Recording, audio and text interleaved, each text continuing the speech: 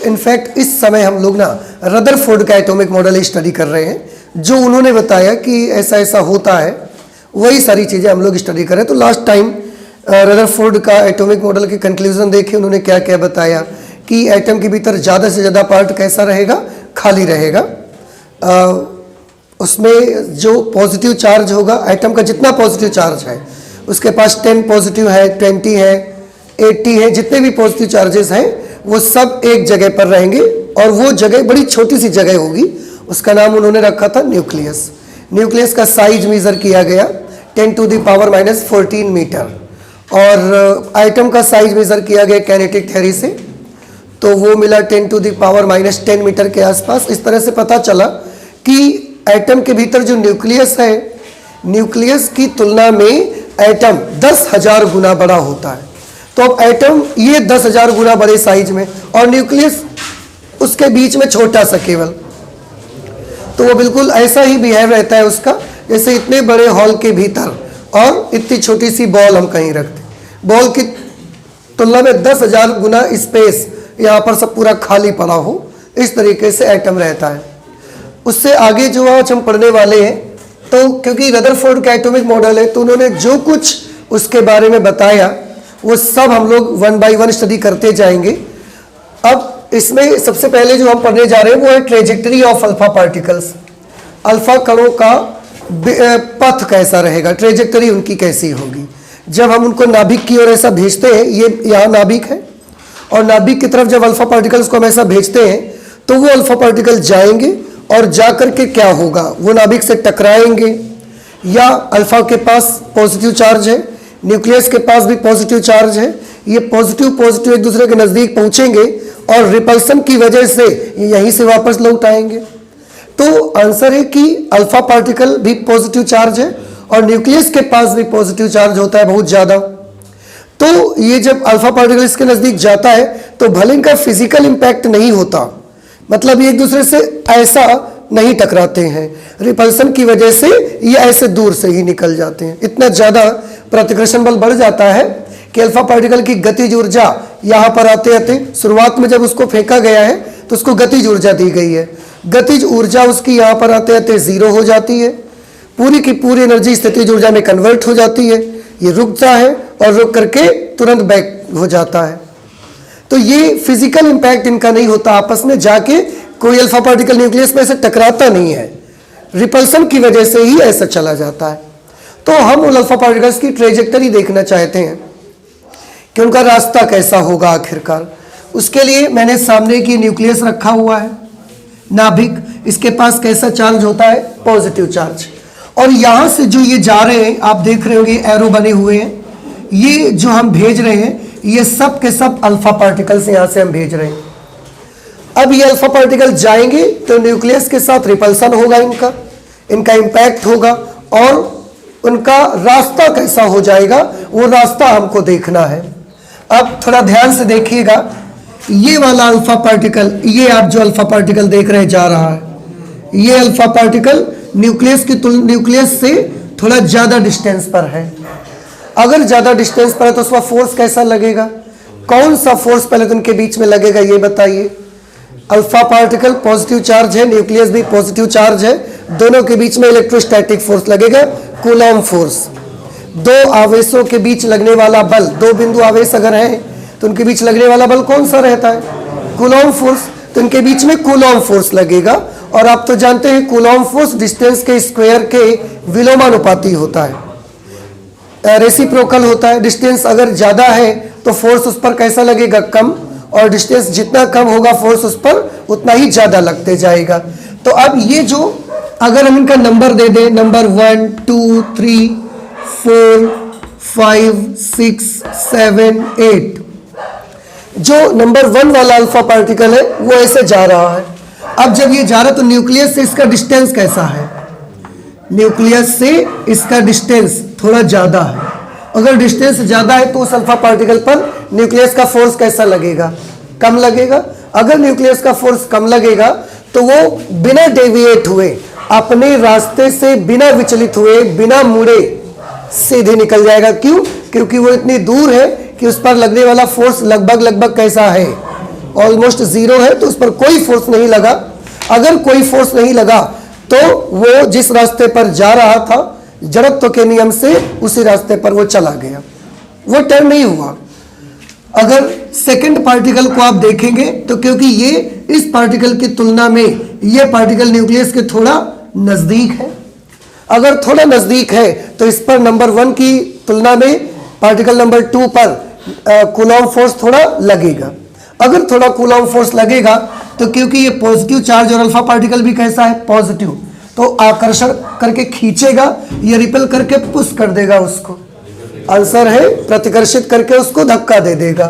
तो ये जो पार्टिकल ऐसे जा रहा है इस पर फोर्स लगा और ये सीधे नहीं जा पाया, अब ये ऐसे ऊपर की तरफ निकल गया क्योंकि इस पर रिपल्सन का फोर्स लगा, प्रतिकर्षण का बल लगा, इसलिए सीधे ऊपर की तरफ निकल गया। जो थर्ड नंबर पार्टिकल है वो न्यूक्लियस के और नजदीक आया, तो जो पार्टिकल न्यूक्लियस के और नजदीक आया है थोड़ा सा, ये थर्ड पार्टिकल, इस पर फर्स्ट और सेकंड पार्टिकल की तुलना में इलेक्ट्रोस्टैटिक फोर्स भी कैसा लगेगा, थोड़ा और ज्यादा लगेगा। जब थोड़ा और ज्यादा फोर्स लगेगा तो ये सेकंड नंबर पार्टिकल की तुलना में मुड़ेगा भी ज्यादा। ये आके अगर केवल इतना मुड़ के ऐसा निकल गया तो ये और नजदीक आ रहा है, इस पर फोर्स और ज्यादा लगा होगा, ये और ज्यादा टर्न होकर ऐसा निकल जाएगा। एक पार्टिकल 4 नंबर पार्टिकल यहां पर आया which is very close to the nucleus, इसकी जो डायरेक्शन है ये न्यूक्लियस के बहुत नजदीक है। अगर न्यूक्लियस के बहुत नजदीक है तो इस पर रिपल्सन का फोर्स भी कैसा लगेगा, बहुत ज्यादा लगेगा। अगर रिपल्सन का फोर्स बहुत ज्यादा लगेगा तो ये और ज्यादा विचलित हो जाएगा, ऐसा आते आते ये सीधे ऐसा चला जाएगा। समझ रहे हैं? और एक alpha particle 5 number alpha particle जो कि न्यूक्लियस की बिल्कुल सीध में है, अगर इस पर रिपल्सन का फोर्स ना लगता तो ये जाके न्यूक्लियस पे सीधे घुस जाता, जाके ऐसे, जो बिल्कुल नाभिक की सीध में पड़ता है, उस पर यहां पहुंचते पहुंचते इतना ज्यादा रिपल्सन का फोर्स लगा कि जिस गतिज ऊर्जा से ये ऐसा आ रहा था, यहां पर आते आते उसकी गतिज ऊर्जा प्रतिकर्षण बल की वजह से घटते गई घटते गई घटते गई, यहां पर उसकी काइनेटिक एनर्जी बिल्कुल जीरो हो गई। अगर गतिज ऊर्जा जीरो ना हुई होती, मतलब थोड़ी सी और होती उसके पास, तो थोड़ा और चला जाता। भाई गतिज ऊर्जा पार्टिकल में किस वजह से रहेगी, गति के कारण, तो अगर उसके पास थोड़ी सी और काइनेटिक एनर्जी होती तो थोड़ा और आगे तक निकलता, पर वो आगे तक नहीं गया। Due to repulsion kinetic energy will become zero at this spot, इस बिंदु पर उसकी गतिज ऊर्जा बिल्कुल क्या हो जाएगी, जीरो। तो एनर्जी तो लॉस नहीं होती, एनर्जी कंजर्वेशन के लॉस से लॉस तो होगी नहीं, किसी दूसरे रूप में बदल जाएगी, किस फॉर्म में कन्वर्ट हो जाएगी, आंसर है स्थितिज ऊर्जा के रूप में कन्वर्ट हो जाएगी।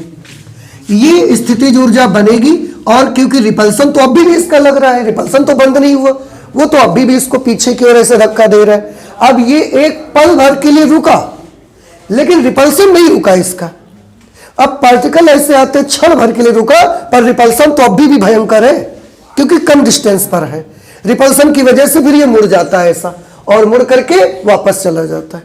तो जो पार्टिकल न्यूक्लियस की बिल्कुल सीध में आएगा वो 180 डिग्री से परावर्तित होकर वापस चला जाएगा। बाकी कोई 90 से होगा तो कोई 60 डिग्री से परावर्तित होगा, कोई 30 से होगा तो कोई 0 से होगा। जो दूर पड़ेगा वो 0 डिग्री से, मतलब सीधे निकल जाएगा, बिल्कुल भी नहीं डिफ्लेक्ट होगा, बिल्कुल भी नहीं मुड़ेगा वो। ऐसे ही 6 नंबर पार्टिकल को आप देखेंगे तो 5 नंबर के कंपैरिजन में इस पार्टिकल का डिस्टेंस थोड़ा सा कैसा हो गया, ज्यादा। भाई 5 नंबर बिल्कुल सीध में था, 6 नंबर का डिस्टेंस 5 की तुलना में थोड़ा सा ज्यादा हो गया, थोड़ा ज्यादा हुआ, बहुत ज्यादा नहीं हुआ। अभी भी नजदीक है इसलिए फोर्स इस पर अभी ज्यादा लगेगा, फोर्स ज्यादा लगेगा तो मुड़ेगा भी ज्यादा।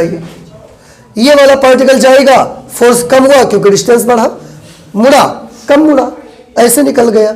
8 नंबर पार्टिकल गया, इस पर फोर्स लगा क्योंकि डिस्टेंस और ज्यादा, तो फोर्स थोड़ा और कम लगा, मुड़ा पर उतना ज्यादा नहीं मुड़ा। पार्टिकल नंबर 9 बहुत दूर से गया, अब इतनी दूर आ गया ये पार्टिकल नंबर 9 की न्यूक्लियस का फोर्स इस पर बिल्कुल 0 हो गया। अगर न्यूक्लियस का फोर्स 0 हो गया तो ये पार्टिकल बिना डेविएट हुए, बिना अपने मार्ग से विचलित हुए सीधे निकल जाएगा। तो ये हमने क्या बताया आपको, these are the trajectories of alpha particles. किसी भी न्यूक्लियस के सामने जब अल्फा पार्टिकल ऐसे थ्रो किए जाते हैं तो उनके रास्ते इस तरीके के रहते हैं। आपको समझ में आया? और यही रीजन है कि ज्यादातर अल्फा पार्टिकल क्या कर जाते थे, पत्र को जो गोल्ड फॉइल थी उसको पार करके निकल जाते थे। जो अल्फा पार्टिकल बिल्कुल सीध में पड़ता है वही 180 डिग्री से रिफ्लेक्ट होके वापस आता है।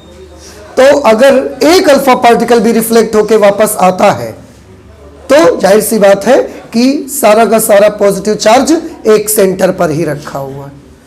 अगर गोल्ड के 80 पॉजिटिव चार्जेस अलग अलग फैले हुए होते तो अल्फा के पास 2 पॉजिटिव चार्ज होते, और गोल्ड के 80 अगर 1 1 1 सब जगह फैले रखे होते तो ये 2 पॉजिटिव चार्ज जाता तो ये तो इसको लिए चला जाता ना फिर तो, पर ये नहीं कर पाया। इससे अंदाजा लगाया गया कि पूरा का पूरा पॉजिटिव चार्ज जो एटम का होता है वो ऐसा फैला हुआ नहीं रहता है, एक जगह पर स्थिर रहता है, रुका रहता है। सारे पॉजिटिव चार्ज एक जगह पर चिपके रहते हैं। हालांकि इसमें भी बड़ी प्रॉब्लम्स आई। प्रॉब्लम्स ये आई कि जब सब पॉजिटिव हैं तो वो एक जगह पर कैसे रह सकते हैं? क्या उनके बीच में कोई प्रतिकर्षण नहीं लगता? क्या उनके बीच में कोई रिपल्शन नहीं होता? फिर वो सब पॉजिटिव चार्जेस एक दूसरे से क्यों चिपके रहते हैं? पर वो न्यूक्लियर फोर्सेस है, उनके बारे में हम लोग बाद में स्टडी करेंगे, अभी इसकी चर्चा नहीं करना चाहते हम। अभी बस इतना समझ लो, according to Rutherford all the positive charges inside the atom are located at one place at one point। एक पॉइंट पर सारे पॉजिटिव चार्जेस लोकेटेड होते हैं, खीर में चावल की तरह फैले नहीं रहते हैं। समझ में आया? ओके। तो ये हमने ट्रेजेक्टरी ऑफ अल्फा पार्टिकल्स निकाली। ट्रेजेक्टरी ऑफ अल्फा पार्टिकल्स जब देखा तो रदरफोर्ड ने उससे रिलेटेड 2 क्वांटिटीज बनाई, 2 राशियां उन्होंने बनाई। एक राशि का नाम रखा गया इंपैक्ट पैरामीटर, जिसे आप हिंदी में संघट्ट प्राचल कह सकते हैं, और दूसरा रखा गया डिस्टेंस ऑफ क्लोजेस्ट अप्रोच, निकटतम दृष्टिकोण की दूरी। ये क्या होता है? सबसे पहले इंपैक्ट पैरामीटर। इंपैक्ट पैरामीटर किसका होगा? न्यूक्लियस का, अल्फा कण का, एटम का, किसका होगा? Answer impact parameter alpha particle का होगा। कौन से अल्फा पार्टिकल का? किसी का भी हो सकता है। समझ में आया? तो इंपैक्ट पैरामीटर जिसे आप संघट्ट प्राचल कहते हैं, ये किसका होगा? अल्फा पार्टिकल का होगा। किस अल्फा पार्टिकल का होगा? किसी भी अल्फा पार्टिकल का हो सकता है। क्या होता है ये? बड़ा सिंपल है, कोई भी अल्फा पार्टिकल ले लो आप, इसका नंबर 1 पार्टिकल का इंपैक्ट पैरामीटर क्या होगा? तो हमने बोला कि आप एक काम करो, वो अल्फा पार्टिकल जिसका भी इंपैक्ट पैरामीटर आपको पता लगाना है, वो अल्फा पार्टिकल जिस डायरेक्शन पे चल रहा है, जिस डायरेक्शन पे चल रहा है वो डायरेक्शन ले लो, और जो न्यूक्लियस आपने यहां रखा हुआ है उस न्यूक्लियस का सेंटर ले लो। न्यूक्लियस के सेंटर से इसकी डायरेक्शन पर एक लंब डाल दो, परपेंडिकुलर ड्रॉप कर दो, और फिर वो नाप लो कि कितना लंबा आया। बस वो दूरी को हम बोलेंगे इंपैक्ट पैरामीटर, संघट्ट प्राचल। क्या करना है बताइए? जिस भी अल्फा पार्टिकल का इंपैक्ट पैरामीटर आपको पता लगाना है, क्या करिए? उसकी डायरेक्शन ले लीजिए। देखो डायरेक्शन लेना है क्योंकि आगे जाके कोई ऊपर मुड़ेगा, कोई नीचे मुड़ेगा, कोई सीधे निकल जाएगा। बट जिस भी अल्फा पार्टिकल का आपको इंपैक्ट पैरामीटर चाहिए, आप उसका मोड मत देखिए, ये देखिए कि शुरुआत में किस डायरेक्शन पे आ रहा था। जिस डायरेक्शन पे आ रहा है वो डायरेक्शन ले लें, और फिर न्यूक्लियस के सेंटर से उस पर एक लंब डाल दें। ये लंब जितना लंबा आएगा, जितनी लंबाई इसकी होगी ना, जो डिस्टेंस ये देगा हमको, that will be the impact parameter of that special alpha particle. वो उस विशेष अल्फा पार्टिकल का ही इंपैक्ट पैरामीटर हो जाएगा। तो impact parameter is a physical quantity जो कि किसी भी अल्फा पार्टिकल का होता है। ये न्यूक्लियस का नहीं होता, नेगेटिव चार्जेस का नहीं होता, ये अल्फा पार्टिकल्स का रहता है। ओके, तो अगर कोई मुझसे पूछेगा इसका इंपैक्ट पैरामीटर बताइए पार्टिकल नंबर 1 का, then what will you do? This is the direction of particle number 1 and we have to drop a perpendicular from the center of nucleus. So we have drawn it. हमने बना दिया इसको, और ये distance आप major कर लें। this distance is known will be as the impact parameter of alpha particle number 1। इतना इम्पैक्ट पैरामीटर है। इम्पैक्ट पैरामीटर जितना ज्यादा होगा उस पर उतना असर कम पहुंचेगा, याद रखिएगा। जितना ज्यादा पैरामीटर होगा उस पर उतना इफेक्ट कम आएगा। पार्टिकल नंबर 3 का इंपैक्ट पैरामीटर बताइए क्या होगा? कहां है पार्टिकल नंबर 3? ये है पार्टिकल नंबर 3। मैंने बोला कहां मुड़ता है, क्या करता है, डोंट वरी, आप क्या करिए, उसका जो इनिशियल डायरेक्शन है वो बनाइए। समझ आ गया? डायरेक्शन बना लिया मैंने, और उसके बाद न्यूक्लियस का जो सेंटर है drop a perpendicular from this point, ये distance, this distance will be known as impact parameter of particle number 3, alpha particle number 3। नहीं समझ में आया? तो किसी का इंपैक्ट पैरामीटर छोटा होगा, किसी का इंपैक्ट पैरामीटर ज्यादा बड़ा भी हो सकता है। जिसका इंपैक्ट पैरामीटर जितना ज्यादा बड़ा होगा उस पर न्यूक्लियस का इंपैक्ट उतना कम पड़ेगा, असर उतना कम आएगा, प्रभाव उतना कम रहेगा क्योंकि वो दूर है। और जिसका इंपैक्ट पैरामीटर जितना छोटा रहेगा उस पर न्यूक्लियस का इंपैक्ट उतना ज्यादा पड़ेगा। समझ आ गया? पार्टिकल नंबर 5 का इंपैक्ट पैरामीटर बताइए। 0। पार्टिकल नंबर 5 तो बिल्कुल इसकी सीध में चल रहा है ना, अब यहां से यहीं पर लंब डालोगे तो क्या आएगा? 0 आएगा। तो पार्टिकल नंबर 5 का इंपैक्ट पैरामीटर 0 के बराबर आएगा। आई होप कि अब आपको समझ में आ गया। तो पढ़ लेते हैं, डेफिनेशन लिखी गई है। किसी भी अल्फा कण, किसी भी अल्फा कण की गति की दिशा की नाभिक के केंद्र से लंबवत दूरी को उस अल्फा कण का संघट्ट प्राचल कहा जाता है। तो कोई भी अल्फा कण की जो गति की दिशा है उस पर अगर हम नाभिक के केंद्र से लंब डाल दें तो ये जो लंबाई है इसकी आएगी, ये उस कण का इंपैक्ट पैरामीटर होगा, संघट्ट प्राचल होगा। Second, distance of closest approach, जिसे आप निकटतम दृष्टिकोण की दूरी कह सकते हैं। क्या होता है ये डिस्टेंस ऑफ क्लोजेस्ट अप्रोच? ये किसका होगा? जैसे इंपैक्ट पैरामीटर मैंने बताया किसका होता है, किसी भी अल्फा पार्टिकल का। डिस्टेंस ऑफ क्लोजेस्ट अप्रोच केवल और केवल उस अल्फा पार्टिकल का होगा जो नाभिक की सीध में जा रहा है। बस अल्फा पार्टिकल बहुत है, 1 2 3 4 5 6 7 8 9, हमने ट्रेजेक्टरी में 9 अल्फा पार्टिकल आपको दिखाए हैं। पर उन 9 अल्फा पार्टिकल्स में से डिस्टेंस ऑफ क्लोजेस्ट अप्रोच की अगर बात करोगे तो ये केवल उस अल्फा पार्टिकल के लिए बनाया गया है जो नाभिक की सीध में होगा। तो डिस्टेंस ऑफ क्लोजेस्ट अप्रोच आप किसका निकाल सकते हो? अल्फा पार्टिकल नंबर 1 का, 2 का, 3 का, 4 का, 5 का, 6 का, 7 का, 8 का कि 9 का? आप केवल 5 का निकाल सकते हैं। बात समझ में आई? केवल 5 नंबर अल्फा पार्टिकल का ही आप डिस्टेंस ऑफ क्लोजेस्ट अप्रोच निकाल सकते हैं। क्या होता है ये? बहुत सिंपल सी चीज है। जो पार्टिकल अल्फा पार्टिकल नाभिक के सीध में बिल्कुल जा रहा है, ऐसा ये नाभिक के जितना नजदीक तक पहुंच जाएगा, जितना पास तक पहुंच जाएगा, ये दूरी नाप लो कि इतने पास तक आया था और फिर लौट गया है, ये डिस्टेंस आप मेजर कर लो। ये distance he distance of closest approach कही जाएगी। अब आप सोचोगे किस अल्फा पार्टिकल की डिस्टेंस ऑफ क्लोजेस्ट अप्रोच कही जाएगी? तो इसमें तो बहुत सारों की होगी नहीं, एक ही की तो होगी। तो हम डिस्टेंस ऑफ क्लोजेस्ट अप्रोच बोल देंगे और आपको सब समझ जाना चाहिए कि केवल उसी अल्फा पार्टिकल की बात हो रही है जो सीध में गया है, और तो किसी की बात भी नहीं हो रही ना उस पर। तो इसलिए हम ये नहीं कहेंगे बार बार कि जो सीध में जाएगा उसका distance of closest approach, no, जरूरत ही नहीं ना कहने की, क्योंकि सबको समझ में आता है कि distance of closest approach is made for only that alpha particle which is moving in at the centre of toward the centre of nucleus, जो कि नाभिक के सेंटर की तरफ चल रहा है। हम केवल उसी अल्फा पार्टिकल के बारे में बात ही करेंगे बस डिस्टेंस ऑफ क्लोजेस्ट अप्रोच के लिए। कुछ बात समझ में आ गई आपको? ना समझ में आया? क्या समझ में आया? अच्छा बताइए। अगर कोई अल्फा पार्टिकल नाभिक की बिल्कुल सीध में चल रहा है तो वह नाभिक के जितना निकटतम दूरी तक पहुंच जाएगा, जितना निकटतम दूरी तक पहुंच जाएगा, अगर यहां तक आ गया है तो दूरी कौन सी नापनी है आपको? जितना चल के आया वो दूरी या सेंटर से दूरी? सेंटर से दूरी। वेरी गुड, ये डिस्टेंस नाप लो।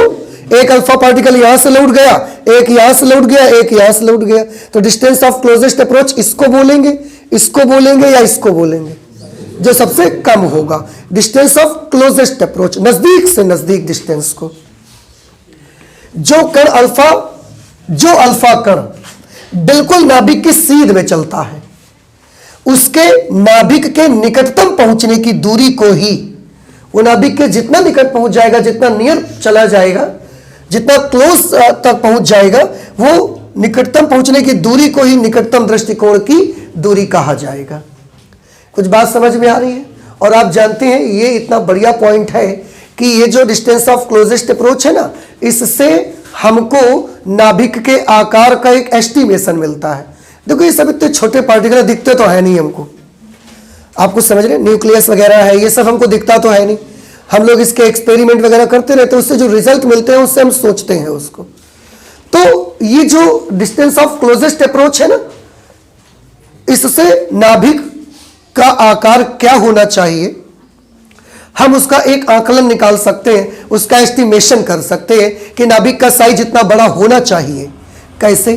बड़ा सिंपल है, बहुत सिंपल है ये। देखो कैसे आप कर सकते हो, थोड़ा सा मैं इसको यहीं पर आपको अच्छा बताता हूं। आप देखिए, जैसे ये एक न्यूक्लियस है, इतना बड़ा मैंने न्यूक्लियस बना लिया। अब हमने बिल्कुल इसकी सीध में एक अल्फा पार्टिकल यहां से भेजा। अब ये अल्फा पार्टिकल गया और ये यहां से वापस लौट के आ गया। ठीक है, तो हमने ये डिस्टेंस देखी कि ये डिस्टेंस कितनी है, कितनी डिस्टेंस ऑफ क्लोजेस्ट अप्रोच है।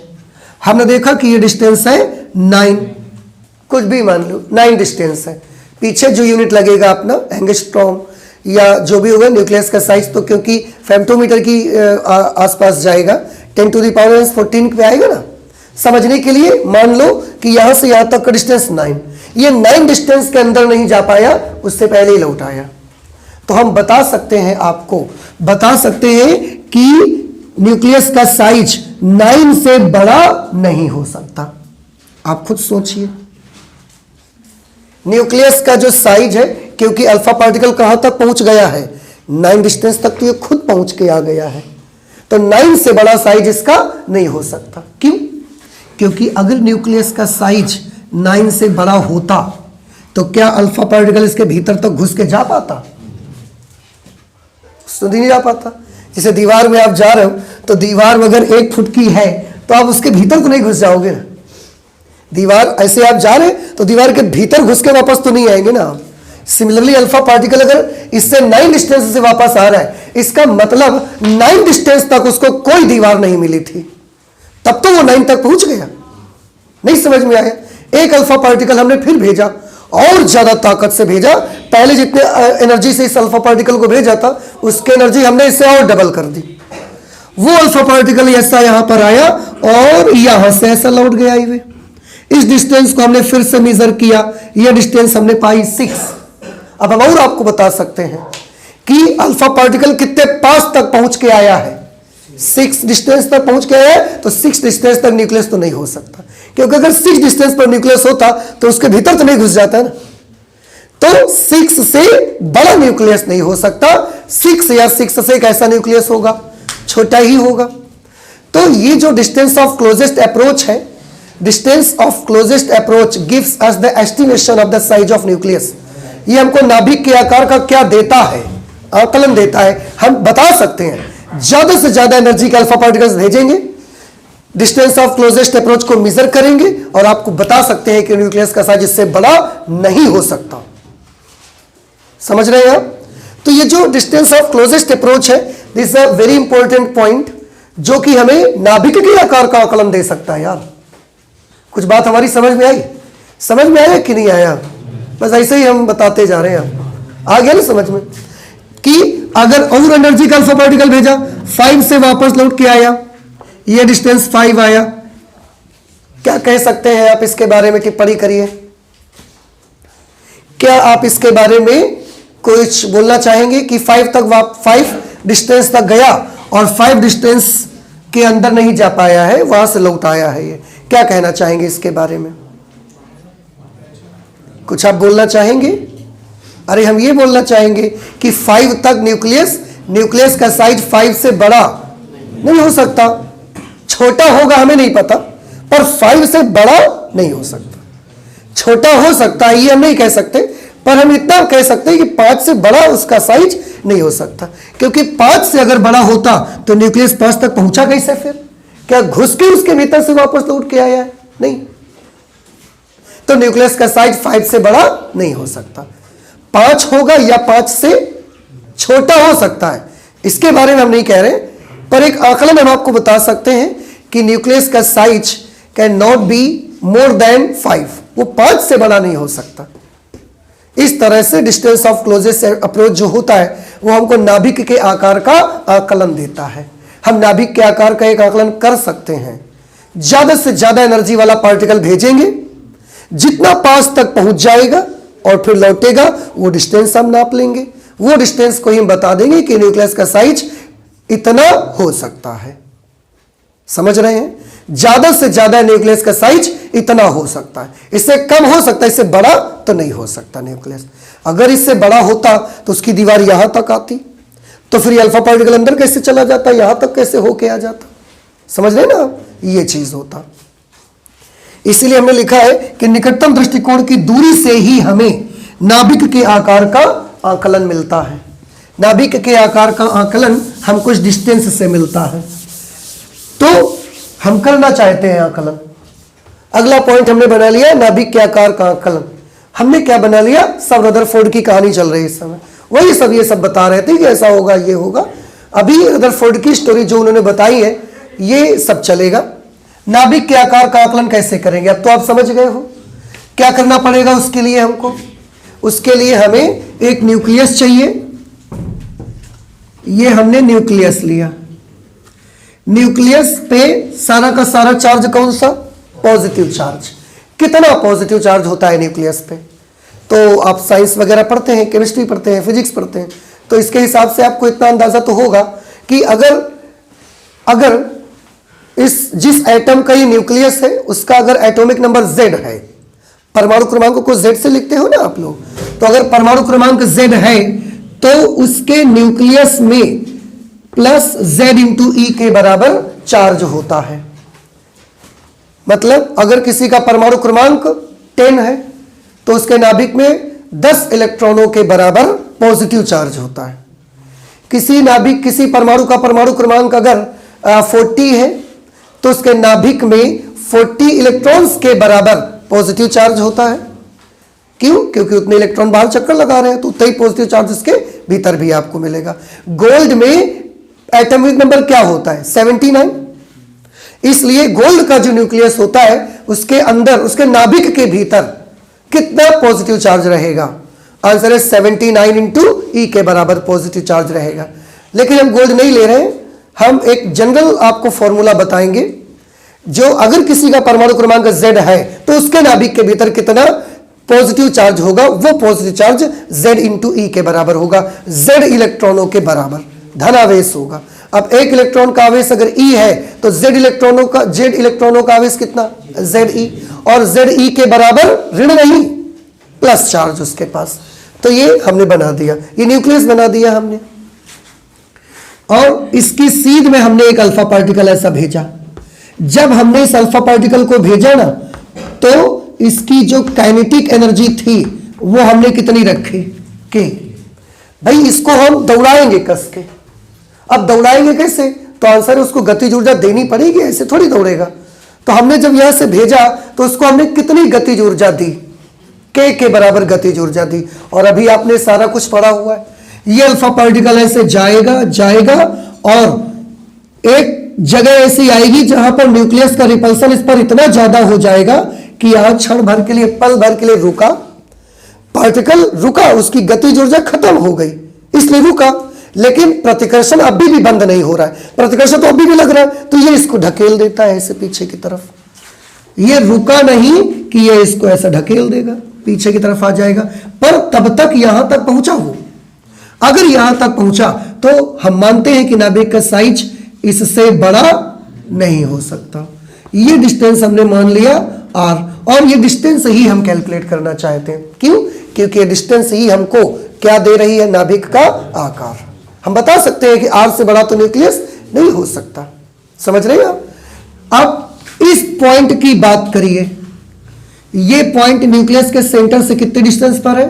r डिस्टेंस पर। यहां पर आ करके यहां पर पूरी की पूरी ऊर्जा अल्फा पार्टिकल के पास कैसी थी? गतिज ऊर्जा। पोटेंशियल एनर्जी उसके पास कितनी थी? आंसर है 0। क्यों? बहुत दूर से हमने भेजा उसको, पोटेंशियल एनर्जी 0 थी, काइनेटिक एनर्जी के बराबर थी, और वो जाके उससे एनर्जी से भागा। यहां जाते जाते जब इस पॉइंट पर पहुंचा है तो उसकी काइनेटिक एनर्जी कितनी हो गई होगी? 0। पूरी की पूरी एनर्जी इसकी काहे में कन्वर्ट हो गई? पोटेंशियल एनर्जी में, स्थितिज ऊर्जा में उसकी एनर्जी कन्वर्ट हो चुकी है। तभी गतिज ऊर्जा बची नहीं तो बेचारा रुक गया। स्थितिज ऊर्जा थी उसके पास क्योंकि प्रतिकर्षण का बल लग रहा है उस पर, लेकिन अब गतिज ऊर्जा बची नहीं तो रुका, और उसका फायदा न्यूक्लियस ने उठाया, जैसे ही रुका ढकेल दिया इसको पीछे की तरफ उन्होंने, उनका बल नहीं रुका लगना, उन्होंने पीछे की तरफ उसको ढकेल दिया, उसको लौटना पड़ गया, ये चीज हो गई। तो इससे हम आर कैलकुलेट कर सकते हैं। ठीक है, कुछ छोटी मोटी चीजें लिख देते हैं, जैसे माना भेजे जाने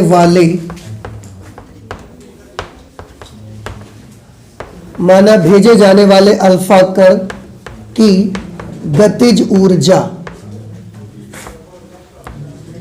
भेजे जाने वाले अल्फा कण की गतिज ऊर्जा K है। समझ में आया? और आगे लिख देते हैं, माना अल्फा कण नाभिक के निकटतम r दूरी तक पहुंच जाता है, निकटतम r दूरी तक पहुंच जाता है।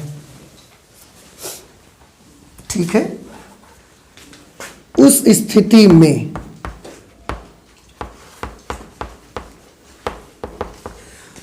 तो इस स्थिति की बात करिए, इस स्थिति में गतिज ऊर्जा तो खत्म हो गई, उसके पास जितनी भी गतिज ऊर्जा है वो पूरी की पूरी काय में कन्वर्ट हो गई है स्थितिज ऊर्जा में। उस स्थिति में अल्फा कण की गतिज ऊर्जा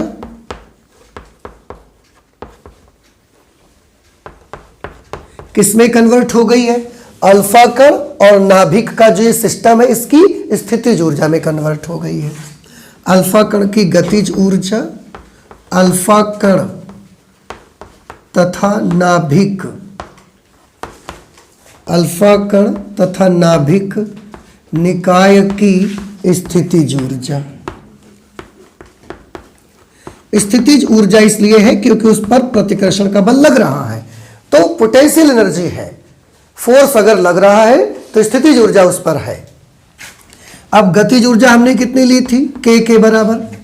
अब सभी लोग ध्यान से देखो, यहां पर अल्फा पार्टिकल है, ये न्यूक्लियस है, अल्फा पार्टिकल के पास 2e के बराबर प्लस चार्ज है, न्यूक्लियस के पास Ze के बराबर प्लस चार्ज है, दोनों के बीच का डिस्टेंस इस समय r है। तो क्या हमको बता सकते हैं इस निकाय की स्थितिज ऊर्जा का सूत्र क्या होगा? ये अल्फा पार्टिकल है प्लस 2e चार्ज, ये न्यूक्लियस है प्लस Ze चार्ज, दोनों के बीच का डिस्टेंस स्मॉल r है, ये एक सिस्टम बनाते हैं, इनकी स्थितिज ऊर्जा का फॉर्मूला हाँ 1/4 पाई epsilon not Q1 Q2 upon R। याद आया आपको? पहले लेक्चर में बताया गया था ये तो, कि अगर एक चार्ज Q1 है दूसरा चार्ज Q2 है, दोनों के बीच का डिस्टेंस R है, तो दोनों के बीच दो उस निकाय की स्थितिज ऊर्जा का सूत्र होगा 1/4 पाई epsilon not Q1 into Q2 upon R। याद आया आपको? तो स्थितिज ऊर्जा का सूत्र क्या बना? 1/4 पाई epsilon not Q1 into Q2। Q1 दो चार्ज हैं, एक को Q1 मान लो, एक को Q2 कर लो, चाहे जिसको Q1 मान लो। अगर अल्फा को Q1 मानोगे तो न्यूक्लियस को Q2 मानना पड़ेगा। अल्फा को Q1 लिया हमने प्लस 2e इंटू Q2 की जगह पर क्या लिखेंगे? प्लस Ze अपॉन दोनों के बीच का डिस्टेंस कितना है? R। तो यहां R स्क्वायर होता है कि R होता है? R स्क्वायर होता है कि R होता है? फोर्स में R स्क्वायर होता है, स्थितिज ऊर्जा में R होता है। R स्क्वायर कब होता है? बल जब लगाते हैं, कूलॉम बल। तो 1/4 pi epsilon Q1 Q2 upon R square होता है। स्थितिज ऊर्जा के सूत्र में केवल कौन आएगा? R आएगा, इसमें R स्क्वायर नहीं आएगा। इस तरीके से K की वैल्यू भैया कितनी आ गई? 1/4 पाई epsilon not 2Ze into E 2Ze square upon R। हम तो क्या करना चाहते हैं? नाभिक के आकार का आकलन करना चाहते हैं। नाभिक के आकार के आकलन के लिए हम क्या निकालना चाहेंगे? R निकालना चाहते हैं। तो R आप इधर ले आओ, K उधर भेज दीजिए। तो जब R इधर लाएंगे, K उधर भेजेंगे, तो ये वैल्यू क्या आ जाएगी? 1/4πε0 2ze² k। बस ये फॉर्मूला आपका आ जाएगा और यहां से हम किसी भी एटम के नाभिक का साइज कैलकुलेट कर सकते हैं। उसके लिए करना क्या पड़ेगा, आपको 1/4πε0 की जगह इसकी वैल्यू लेनी पड़ेगी। आपको सबको पता है कितनी होती है, 9 × 10⁹ न्यूटन मीटर स्क्वायर पर कूलॉम स्क्वायर। 2 तो 2 है, z की जगह क्या लिखेंगे, तो आंसर है जिस भी नाभिक का साइज आपको चाहिए उसका परमाणु क्रमांक लिखो। अगर गोल्ड का चाहिए तो 79 लिखो। जिस भी परमाणु के नाभिक का साइज चाहिए उसका परमाणु क्रमांक आप इसकी जगह लिखिए। ई की जगह पर क्या लिखेंगे, इलेक्ट्रॉन का आवेश। के की जगह पर क्या लिखेंगे, आंसर है जितनी एनर्जी दे करके आपने इसको यहां से भेजा है। आपने 10 एनर्जी दिया है, 20 दिया है, जितनी एनर्जी से आपने इसको भेजा है अल्फा पार्टिकल को, वो एनर्जी यहां लिख दीजिए। और जैसे ही आप कैलकुलेट करेंगे तो उस नाभिक का लगभग साइज आपको मिल जाएगा, उसका आकलन आपको मिल जाएगा। अब बताइए ये चीज समझ आई कि नहीं आई, आ गया समझ में? तो आप प्लीज इससे नोट कर लीजिए। इसके बाद रदरफोर्ड ने ना न्यूक्लियस को लेकर कुछ और भी बातें बताई, उसकी कुछ कैलकुलेशन किए हैं, तो उन कैलकुलेशन को भी हम करके आपको दिखा देते हैं। ठीक है, आप जल्दी से हाथों को चलाकर इसे नोट कर लीजिए। रदरफोर्ड ने इससे रिलेटेड कुछ और कैलकुलेशन करके बताए। देखो, अब सबसे पहले तो ये वक्त आ गया है बता देने का आपको कि रदरफोर्ड ने जब इतना सारा कुछ कर लिया, उसके बाद उनके हिसाब से एटम कैसा होना चाहिए। उनके हिसाब से जो एटम होना चाहिए वो ऐसा होना चाहिए कि ये छोटा सा न्यूक्लियस है, इस पर कौन सा चार्ज है, पॉजिटिव।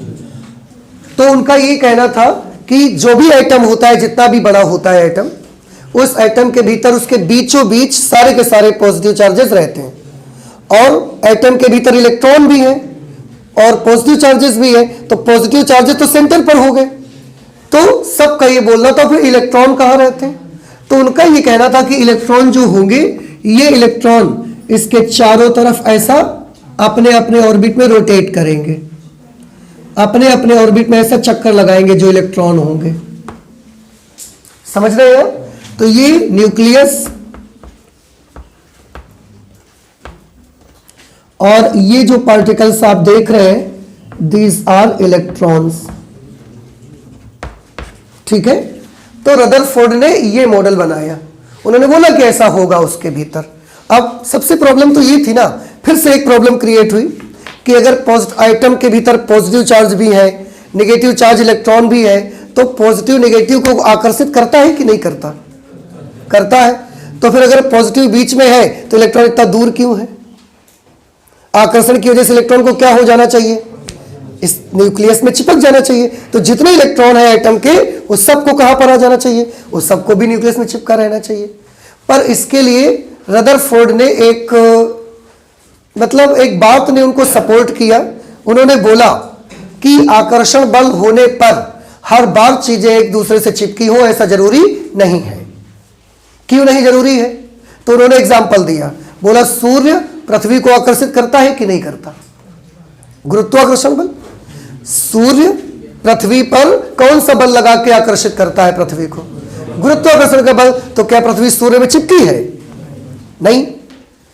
पृथ्वी के चारों तरफ चंद्रमा घूम रहा है, पृथ्वी और चंद्रमा के बीच कौन सा बल है, गुरुत्वाकर्षण बल, आकर्षण है। तो क्या पृथ्वी में चंद्रमा चिपका है? नहीं चिपका। ऐसा कब हो सकता है? ऐसा तब हो सकता है अगर दो चीजों के बीच आकर्षण हो और एक चीज उसमें से क्या कर रही हो, ऐसा घूम रही है उसके चारों तरफ। तो ये पॉसिबल है कि आकर्षण बल लगता भी रहेगा और ये एक दूसरे में चिपके भी नहीं होंगे। तो इन एग्जाम्पल्स ने रदरफोर्ड को सपोर्ट किया, उनकी बात को सपोर्ट किया कि उन्होंने ऐसा बोला, ये सब देख करके कि दो वस्तुओं के बीच में अगर आकर्षण बल है तो हर वक्त वो एक दूसरे से ऐसा चिपके हुए रहेंगे, ऐसा जरूरी नहीं है। आकर्षण बल होने के बाद भी वो एक दूसरे से दूर दूर रह सकते हैं। कैसे? जैसे सूर्य और पृथ्वी, जैसे पृथ्वी और चंद्रमा। उन्होंने एग्जाम्पल दिया, लेकिन उसके लिए क्या करना पड़ेगा? उसके लिए आकर्षण बल है तो दूसरे पार्टिकल को घूमना पड़ेगा, रुका नहीं रह सकता, रुका रहेगा तब तो आ जाएगा, तो उसके लिए घूमना पड़ेगा। इसलिए उन्होंने एटम के भीतर न्यूक्लियस को स्थिर रख दिया और इलेक्ट्रॉन्स को क्या कर दिया? घुमा दिया। अब आकर्षण बल है, लेकिन क्योंकि ये घूम रहा है इसलिए चिपकेगा नहीं आके इस पे। ये रदरफोर्ड का मॉडल बना, ठीक है, उन्होंने ऐसा बताया। उससे रिलेटेड कुछ कैलकुलेशंस भी किए, हम भी कर लेते हैं कैलकुलेशन। अब क्या कैलकुलेशन करें? बड़ी सिंपल सी चीज है, कोई एक इलेक्ट्रॉन ले लेते हैं, कोई भी एक इलेक्ट्रॉन ले लीजिए। ये वाला इलेक्ट्रॉन हमने ले लिया, ठीक है। इस इलेक्ट्रॉन के पास कितना चार्ज होगा? -e। न्यूक्लियस से इसका डिस्टेंस हम मान लेते हैं r है, स्मॉल r। अब ये इलेक्ट्रॉन r त्रिज्या के वृत्ताकार मार्ग में घूम रहा है, तो इलेक्ट्रॉन को r त्रिज्या के वृत्ताकार मार्ग में घूमने के लिए क्या चाहिए? क्लास 11th में आपने पढ़ा है, अभिकेंद्र बल। बिना अभिकेंद्र बल कोई कण वृत्ताकार मार्ग में घूम नहीं सकता, तो इस इलेक्ट्रॉन को क्या चाहिए? वृत्ताकार मार्ग में बने रहने के लिए अभिकेंद्र बल चाहिए। ये अभिकेंद्र बल कहां से मिलेगा? क्योंकि अभिकेंद्र बल तो कोई नया बल है नहीं, तो आंसर है ये अभिकेंद्र बल इसको नाभिक और खुद इलेक्ट्रॉन के बीच लगने वाले आकर्षण, वैद्युत आकर्षण बल से मिलेगा। समझ आया? जैसे सूर्य के चारों तरफ पृथ्वी को घूमने के लिए अभिकेंद्र बल कहां से मिलता है? सूर्य और पृथ्वी के बीच लगने वाले गुरुत्वाकर्षण बल से। पृथ्वी के चारों तरफ चंद्रमा को घूमने के लिए आवश्यक अभिकेंद्र बल कहां से मिलता है? तो पृथ्वी और चंद्रमा के बीच जो गुरुत्वाकर्षण बल लगता है उससे मिलता है। सेंट्रीपिटल फोर्स कोई नया बल नहीं है, ये वहीं पर लगने वाले बलों से ही हम हासिल करते हैं। तो अगर इलेक्ट्रॉन नाभिक के चारों तरफ r त्रिज्या के वृत्ताकार मार्ग में घूमेगा तो इसको अभिकेंद्र बल चाहिए, और वो अभिकेंद्र बल से नाभिक और स्वयं इलेक्ट्रॉन के बीच लगने वाले विस्थिर वैद्युत आकर्षण बल से मिल जाएगा। समझ में आया? तो चलिए लिख लेते हैं इस लाइन को।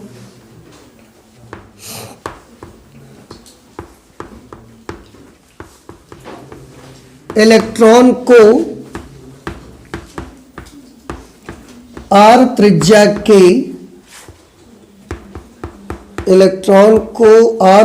के वृत्ताकार मार्ग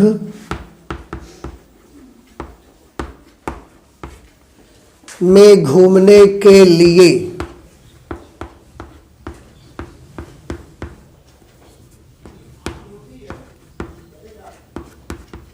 r त्रिज्या के वृत्ताकार मार्ग में घूमने के लिए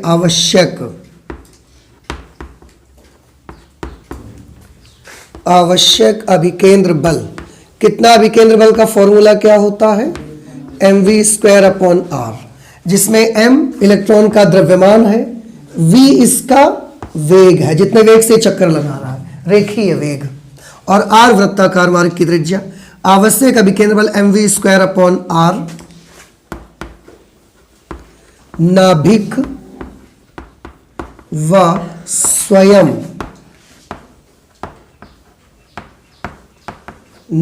व स्वयं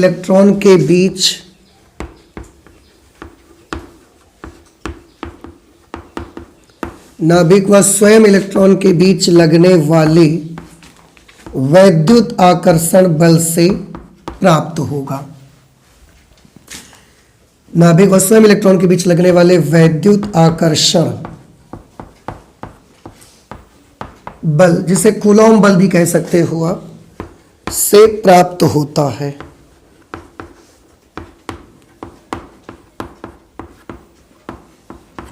ठीक, इसका मतलब अभिकेंद्र बल कहां से मिलेगा? उसको नाभिक और इलेक्ट्रॉन के बीच जो आकर्षण बल लगेगा उससे अभिकेंद्र बल मिल जाएगा।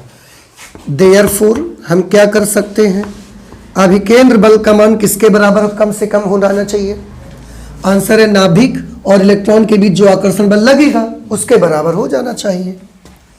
तो कितना आकर्षण बल होगा बताइए? अभिकेंद्र बल उसी आकर्षण बल के बराबर करना है हमको। तो नाभिक और इसके बीच जो आकर्षण बल लगेगा कितना लगेगा? कूलॉम फोर्स से निकाल लीजिए। फॉर्मूला होगा 1/4πε0 Q1 × Q2। अगर इसका परमाणु क्रमांक Z है तो इसका न्यूक्लियस का आवेश कितना होगा? +Ze।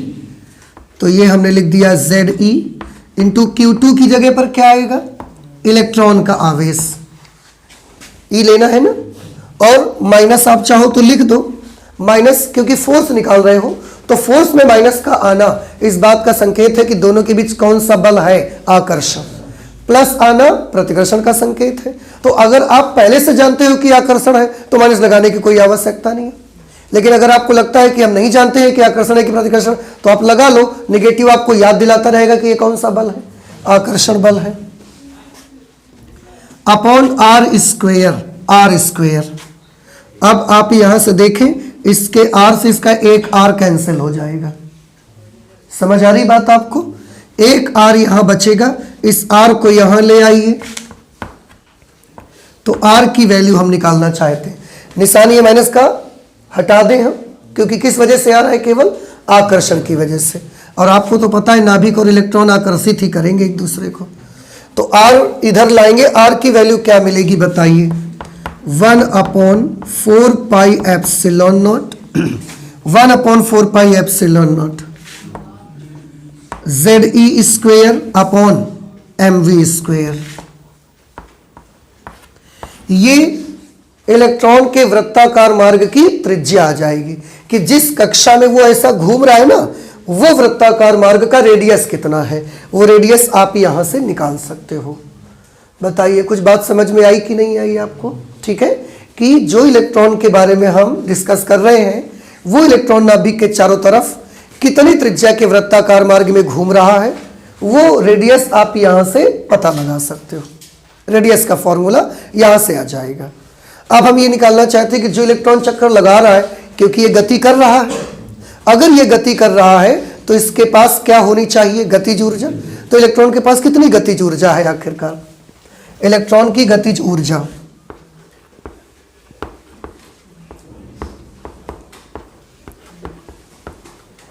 इलेक्ट्रॉन की गतिज ऊर्जा, गतिज ऊर्जा को कैसे लिखेंगे, गतिज ऊर्जा का फॉर्मूला, अगर इलेक्ट्रॉन का द्रव्यमान m है और वो v वेग से वृत्ताकार मार्ग में घूम रहा है तो उसकी गतिज ऊर्जा कितनी आएगी, हाफ mv स्क्वेयर। ठीक है बेटा, अब k is equal to half m into v square का मान कहीं दिख रहा है आपको, ये देखो r से r कटने के बाद ये क्या बचा हुआ है, तो 1/2 की जगह हमने 1/2 लिख दिया, mv स्क्वायर को क्या लिखेंगे, m into v square, mv square की जगह ये जो बचा हुआ पार्ट है वो लिखना पड़ेगा, तो क्या आएगा 1/4 पाई epsilon not ZE square upon एक आर ये बचा हुआ रेडियस वहां से ला सकते हैं आप। इसको आप सॉल्व करेंगे तो गतिज ऊर्जा की वैल्यू आ जाएगी ZE स्क्वायर, ऊपर तो 1 है ZE स्क्वायर, तो ZE square upon 2 4 8 pi epsilon naught R, K is equal to 2 4 8 pi epsilon naught R और ऊपर ZE स्क्वायर। इतनी गतिज ऊर्जा होगी उस इलेक्ट्रॉन की जो R त्रिज्या के वृत्ताकार मार्ग में चक्कर लगा रहा है। बात समझ आ रही है आपको? अब हम उसकी गतिज ऊर्जा निकाल लिया है, इलेक्ट्रॉन की स्थितिज ऊर्जा भी निकालना चाहते हैं कि R त्रिज्या के वृत्ताकार मार्ग में जो इलेक्ट्रॉन चक्कर लगा रहा है उसकी स्थितिज ऊर्जा कितनी होगी, इलेक्ट्रॉन की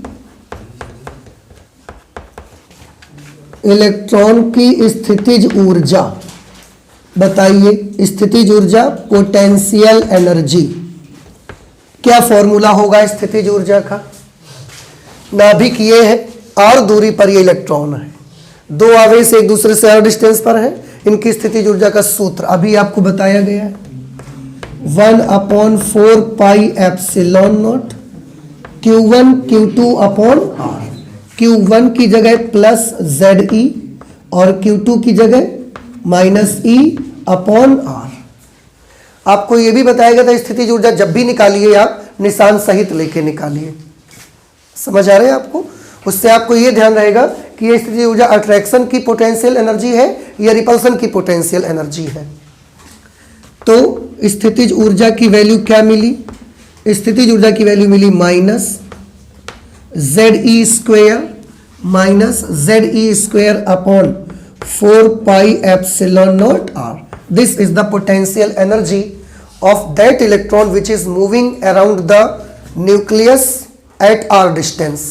r distance पर न्यूक्लियस के चारों तरफ घूम रहा है, उसका ये पोटेंशियल एनर्जी होगा। इसका मतलब इलेक्ट्रॉन के पास गतिज ऊर्जा भी है, इलेक्ट्रॉन के पास स्थितिज ऊर्जा भी है, तो इलेक्ट्रॉन के पास टोटल कितनी एनर्जी है ये कैसे निकाला जाए?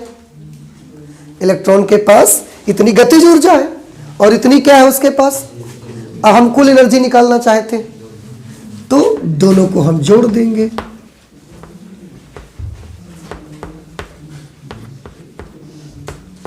इलेक्ट्रॉन की कुल ऊर्जा, इलेक्ट्रॉन की कुल ऊर्जा टोटल एनर्जी, उसके लिए आपको क्या करना पड़ेगा, kinetic energy plus potential energy दोनों को आपस में ऐड करना पड़ेगा आपको।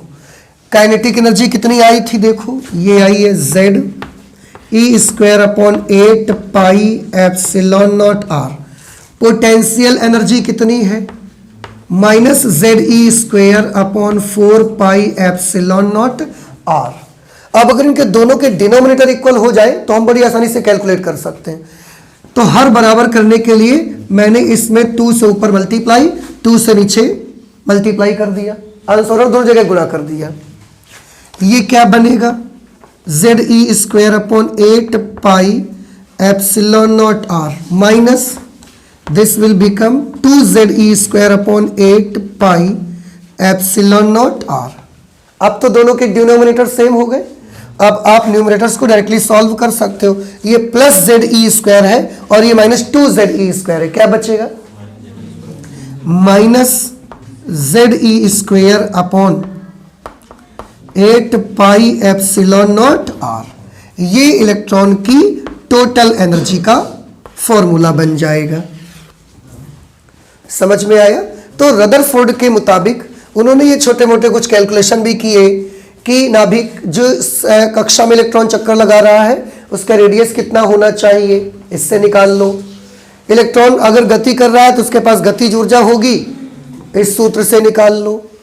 अगर वो नाभिक के आकर्षण बल के क्षेत्र में है, उस पर फोर्स लग रहा है, फिर भी वो दूर है, तो उसके पास एक स्थितिज ऊर्जा भी जरूर होगी। कितनी स्थितिज ऊर्जा होगी, इस सूत्र से ले लो। इस इलेक्ट्रॉन की टोटल एनर्जी कितनी होगी, दोनों को ऐड कर दिया, इतनी एनर्जी आएगी। ये टोटल एनर्जी कैसी आ गई है, नेगेटिव। टोटल एनर्जी कितनी आ गई, नेगेटिव। और टोटल एनर्जी का नेगेटिव होना इस बात का संकेत है कि इलेक्ट्रॉन आकर्षण बल में बंधा हुआ है।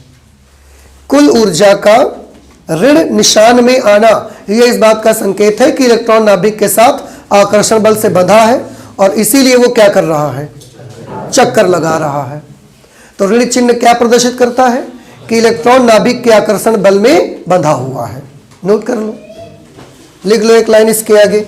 हम लिखें क्या, आप लिख लो, हम बोले दे रहे, ठीक है, लिख लीजिए। ऋण चिन्ह यह प्रदर्शित करता है कि कहां का ऋण चिन्ह, कुल ऊर्जा में।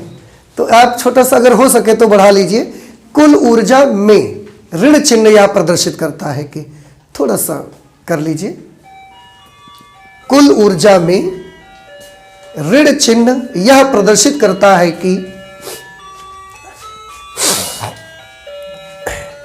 कुल ऊर्जा में ऋण चिन्ह यह प्रदर्शित करता है कि कुल ऊर्जा में ऋण चिन्ह का आना यह प्रदर्शित करता है कि इलेक्ट्रॉन नाभिक के चारों ओर, इलेक्ट्रॉन नाभिक के चारों ओर आकर्षण बल के बंधन में गति कर रहा है। आकर्षण बल के बंधन के कारण गति कर रहा है। आकर्षण बल के बंधन के कारण गति कर रहा है।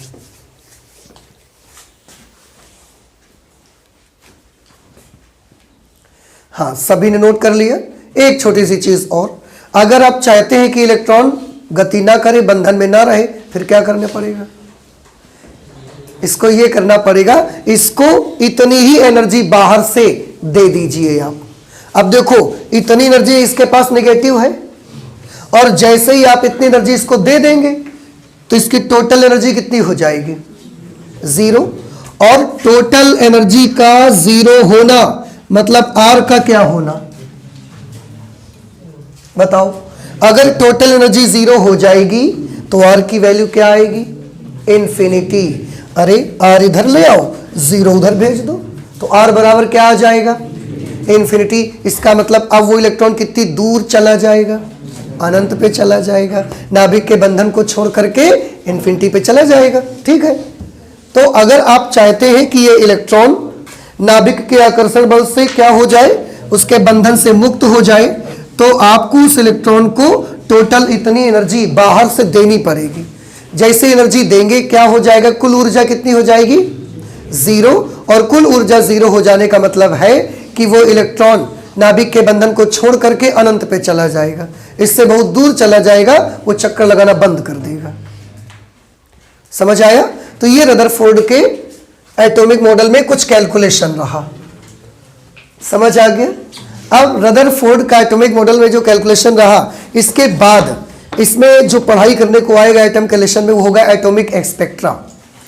परमाणुवीय स्पेक्ट्रम क्या होता है, इसको हम लोग दो तरीके का होगा, एक एब्जॉर्प्शन स्पेक्ट्रम और एक एमिशन स्पेक्ट्रम। इन क्या होते हैं, क्या किसको कहते हैं, ये अब आज चर्चा नहीं करेंगे, ये इसके बारे में हम लोग डिस्कशन करेंगे नेक्स्ट क्लास पे। तो आज हम लोग फिजिक्स में इतना ही रखते हैं। आई होप कि ये चीज़ें आपको समझ में आई हैं। तो चलते हैं, मिलते हैं अगली क्लास में। Okay, thank you.